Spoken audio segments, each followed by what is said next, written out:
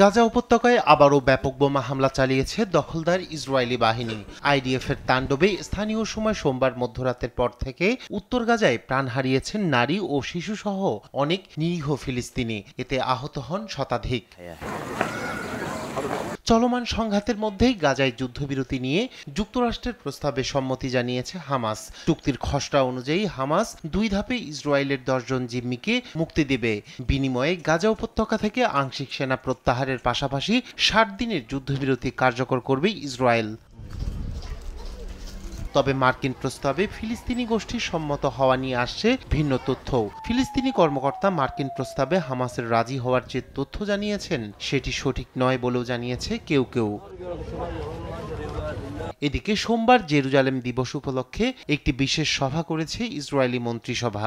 এ সময় জিম্মিদের ফিরিয়ে আনতে নিজের অঙ্গীকার পুনর্ব্যক্ত করেন নেতানিয়াহু। শত্রুদের পরাজিত করে আমরা আমাদের সকল জিম্মিকে ফিরিয়ে আনতে দৃঢ় প্রতিজ্ঞাবদ্ধ। আমরা নিশ্চিত করতে চাই যে গাজা ইসরায়েলের জন্য হুমকি স্বরূপ নয়। যদি আমরা আজকে এটি অর্জন না করি তাহলে আগামীকাল অবশ্যই অর্জন করব, এবং আগামীকাল না হলে পরশু জয় আসবেই। ইসরায়েলি সেনাদের ফিলিস্তিনের অবরুদ্ধ গাজা উপত্যকায় লাগাতার বোমাবর্ষণ ও মানবিক সহায়তা বন্ধের নীতির কারণে আন্তর্জাতিক পরিমণ্ডলে একের পর এক মিত্র হারাচ্ছে ইসরায়েল।